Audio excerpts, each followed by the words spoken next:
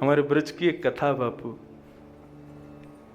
श्रीनाथ जी जब गोवर्धन में विराजते थे तो अष्ट सखा उनकी सेवा में नियुक्त थे। उन्हीं अष्ट सखाओं में श्रीनाथ जी के एक परम प्रेमी सखा हुए श्री गोविंद स्वामी, गोविंद दास। उनका जब मैं चरित्र पढ़ रहा था तो एक कथा उसमें मैंने पढ़ी कि जब श्री गिरिराज जी गिरि कंदरा में ऊपर विराजते थे, सब दर्शन करने जाते थे, लेकिन कुछ वर्ग के लोगों को दर्शन की अनुमति नहीं थी। गिरिराज जी हैं, इनके ऊपर चढ़ना अपराध है। तो वहीं एक कन्हैया नाम का एक झाड़ू लगाने वाला गिरिराज जी में रहता था, लेकिन श्री जी का इतना बड़ा भक्त था, श्रीनाथ जी के स्वरूप का इतना बड़ा प्रेमी था कि वो उस मार्ग पर बैठता था जहां से दर्शनार्थी उतर के आते थे, और मार्ग पे अपनी झाड़ू अपने ऐसे थोड़ी से लगा के बैठा रहता और उन लोगों से पूछता, आज श्री जी को श्रृंगार कैसा है? बोले, आज श्री जी ने मुकुट पहनो है, आज श्री जी के मोती की लटकन है, आज गले में ऐसी माला धारण करी है, आज ऐसो बाजूबंद है, आज ऐसो पिछोड़ा धारण कियो है, आज ऐसो स्वरूप है, आज ऐसे मुस्कुरा रहे हैं। ऐसे ऐसे सब भाव सुनता और अपने हृदय में ही श्री जी का स्वरूप बना लेता, और फिर उस स्वरूप को ब्रजरज में एक छोटे से तिनके से लेकर के बनाने का प्रयास करता और किसी दर्शनार्थी को दिखाता। नहीं, देख के बताइयो लाल जी ऐसे ही दिख रहे हैं आज? बोले, हाँ बिल्कुल ऐसे ही दिख रहे हैं। तब उनका दर्शन करके अपने हृदय को शांति पहुंचाता। लेकिन नाथ कैसे छोड़ते ऐसे भक्त को? एक दिन जब गोसाई जी राजभोग करा करके ठाकुर जी को पढ़ा करके मंदिर को अनोसर करके गिरिराज पर्वत से उतरे, सब चले गए, तब वो वहीं बैठा बैठा चिंतन कर रहा है, आज श्री जी कैसे हैं? बोले, आज ठाकुर जी ने फिरोजी श्रृंगार धारण किया है, आज ठाकुर जी ने ऐसी कछनी पहनी है, आज ठाकुर जी ने ऐसा पाग पहनो है। दर्शनार्थी बता रहे, ये सब चिंतन ही कर रहा था। तभी श्रीनाथ जी अपने मंदिर से निकल करके बाहर आ गए और ऊपर गिरी कंदरा पे घूम रहे हैं, और घूमते घूमते कह रहे हैं, अरे कोई आइयो, अरे नेक मेरे पाम में कांटो लग गयो, या कोई निकारियो, मुझको बहुत कष्ट है रहे हो, अरे मेरे कष्ट को कोई दूर तो करो। उसने जैसे ही स्वर सुना, स्वर सुनकर के जब गिरिराज पर्वत के ऊपर देखा, फिरोजी श्रृंगार धारण किए, सिर पर टेढ़ी सी पाग धरे, लटकन को हिलाते भये, सांवरो सलोनो एक बालक विरह से कातर है करके घूम रहे हो है। अरे लाला, कहां भयो? तू कौन है? तू को कहां भयो? बोले, मैं परिचय मत पूछे, जल्दी आ, मेरे पाम में कांटो लगो, वाकू निकार पहले। अरे मैं ऊपर ना आ सकूं, गुसाई जी गुस्सा आ जाएंगे, मुझ को निषेध है ऊपर चढ़नो। बोले, मेरो कष्ट देखनो तू को निषेध ना है, गिरिराज जी पे चढ़नो तू को निषेध है? मैं चढ़ जाऊं तू गिरिराज जी, तू गुसाई जी तो शिकायत मत करियो मेरी। बोले, मैं ना कहूंगा, जल्दी आ। ज्यों ज्यों गिरिराज जी के ऊपर चढ़ रहा है, त्यों त्यों उसका मन रूपी मयूर, उसका एक एक रोम प्रफुल्लित हो रहा है। ठाकुर जी का स्वरूप जब सन्मुख आया, वो कटाक्ष नेत्र बरहा पीडम नटवर वपुः कर्णयो कर्णकारम विभ्रत वास कनक कपिसम वही जयंतीम चमालाम। जब वो स्वरूप देखा, आप श्रीनाथ जी हो, आप गोवर्धन नाथ हो। बोले, मैं अपना परिचय बाद में दूंगा, पहले मेरे कांटो निकार ले, मेरे चरणन को हाथ में पकड़, और हाथ में पकड़ करके देख, कांटो धूड़ और वाकू निकार। जैसे ही चरण हाथ में लिए हैं, रोएं खड़े होने लगे, नेत्रों से अश्रुधार बहने लगी। अपने हस्त कमल से ठाकुर जी के चरण कमल के उस कांटे को खोज रहा है, कहां लगाए लाल जी को। लाल जी, ये हाथन से तो निकलेगो ना? बोले, हाथन से ना निकलेगो, मेरे चरणन को उठा, अपने मुख के पास ला, अपने दांतन से निकार। इतनी कृपा। ठाकुर जी दोनों बर्द हस्त उसके सिर पर रख करके खड़े हैं, मुख से ठाकुर जी के चरण के कांटे को निकाल रहा है। ठाकुर जी ने हृदय से लगायो कन्हैया को, बोले तू मोको जितनो याद करे वासे ज्यादा मैं तू को याद करूं। आज चल दोनों खेलवे चलेंगे। कहां चलोगे लाल जी? बोले आज गोविंदा ने अपनी कदम खंडी में दाल बाटी बनाई है, वहीं पावे चलने चल।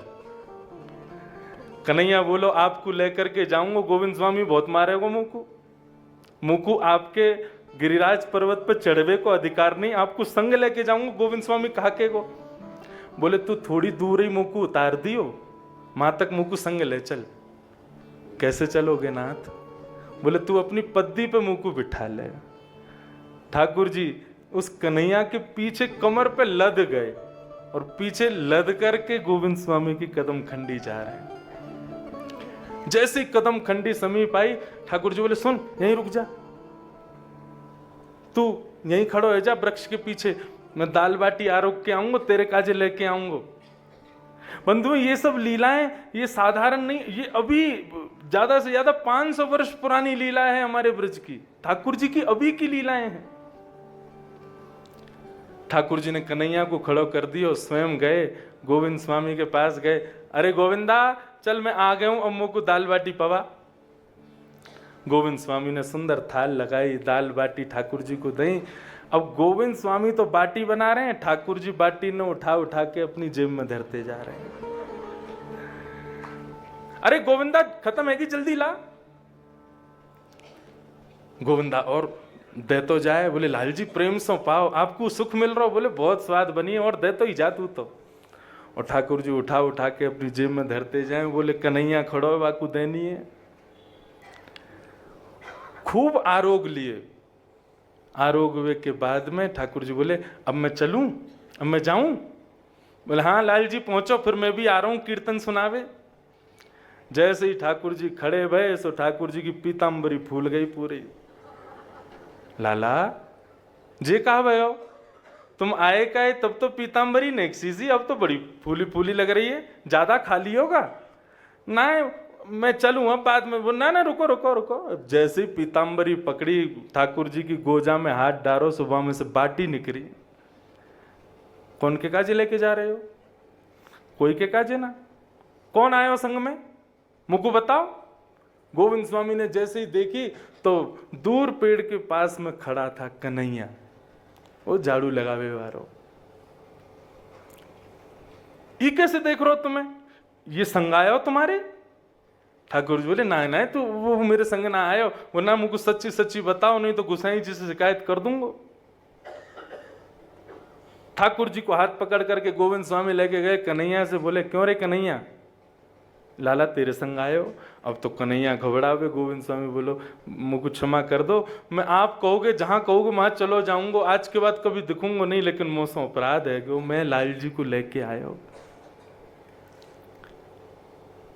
गोविंद स्वामी एक भाव से तो मन में ये भाव रख रहे हैं कि हे नाथ आप कितने कृपालु।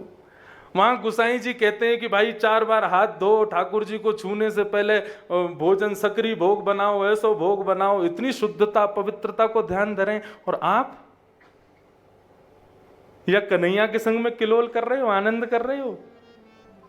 तब गोविंद स्वामी ने एक पद गाया, हाँ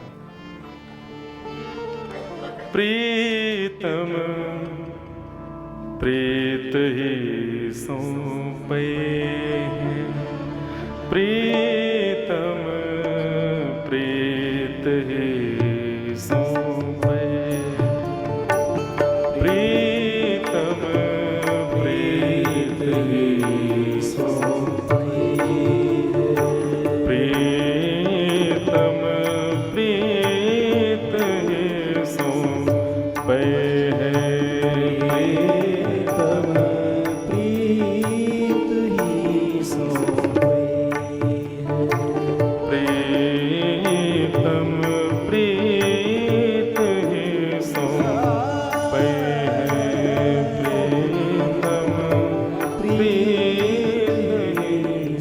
गोविंद स्वामी कह रहे हैं ये नारायण कैसे मिलेंगे, जो निमी का प्रश्न है, बोले प्रीत से मिलेंगे, प्रेम से मिलेंगे।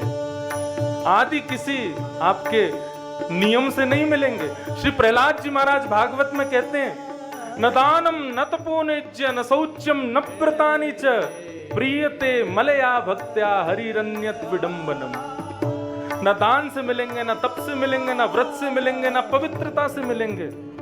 नाथ मिलेंगे तो केवल और केवल प्रेम, अमल भक्ति, निर्मल भक्ति से मिलेंगे। ओ प्रीतम प्रीत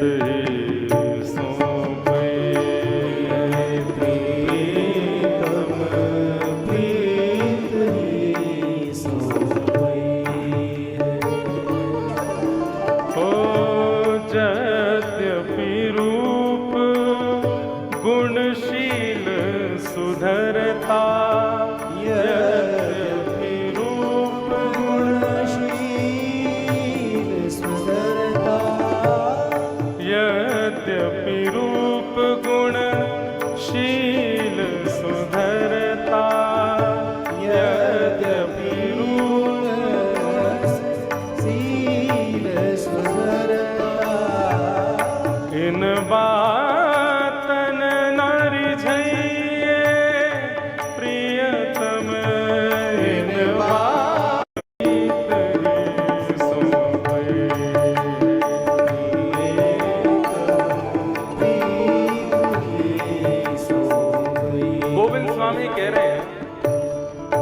यद्यपि रूप गुणशील सुधरता, इन बातन ना रिझई हैं। रूप पर ठाकुर जी रीझते ना तो पूतना बहुत सुंदर बन के आई थी, ठाकुर जी ने मार दियो। गुण पे रीझते, एक से एक गुणवान ठाकुर जी के सन्मुख आए, ठाकुर जी ने स्वीकार नहीं किया।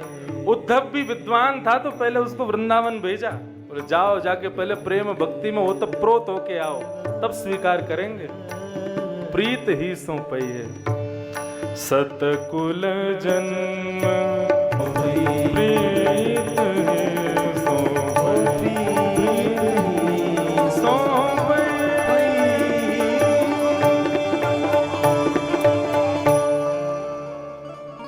प्रियतम प्रीत ही सौंपई है। उनको प्रीत प्रिय है, प्रेम प्रिय है, वही उत्तर दे रहे हैं यहां पर योगेश्वर पिप्पलायन। उस पर ब्रह्म को, उस नारायण को, बापू आप आ रहे थे उससे पहले एक भाव कह रहा था मैं, नारद जी से पूछा तुमने ब्रह्म को देखा? तो नारद जी कहते हैं श्रुति म परे स्मृति म परे भजन्तु भव भीता नीतिम म परे अहम तु नंदम वृंदे यस्या लिंदे ब्रह्म वसिता। मैंने श्रुतियों में खोजा, मुझे परब्रह्म नहीं मिला। मैंने नीतियों में खोजा, मुझे नहीं मिला। भजन्तु भव भीता, भजन में जो विभोर हैं उनसे जाके पूछा कि परब्रह्म कहाँ है, वो नारायण कहाँ है, वो परमात्मा कहाँ है, वो भी नहीं बता पाए। लेकिन जैसे ही मैं वृंदावन गया, अहम तो वृंदम नंदे, जैसे ही मैं वृंदावन गया तो नंद भवन के बाहर ऊंची सी दहली पे लदा हुआ मैंने ब्रह्म को देखा। और लदा हुआ का अर्थ हमारे पूज्य नाना जी करते थे, बोले लदा भयो को, लदे भयो को अर्थ का होवे लाला। मैंने की लदो भयो मतलब वापस चढ़ो भयो, बोले चढ़ो भयो ना, ठाकुर जी वह दहली को पार कर रहे हैं तो चढ़ तो गए लेकिन पल्ली पार इतनी गहराई है कि ठाकुर जी उतर नहीं पा रहे हैं, सो लद गए। तो नारद कह रहे हैं अहम तु नंदम वृंदे यस्या लिंदे ब्रह्म वसिता। मैंने वृंदावन में नंद भवन की दहली पे ब्रह्म को लदा हुआ देखा। ये प्रेमा भक्ति ही हृदय में ठाकुर जी के उस स्वरूप को प्रकट कर सकती है। नामदेव जी की ठाकुर जी खूब परीक्षा लेते थे, रूप बदल बदल करके जाते थे। कभी प्रेत बन के गए तो ठाकुर जी, नामदेव जी बोले भले पधारे मेरे लंबक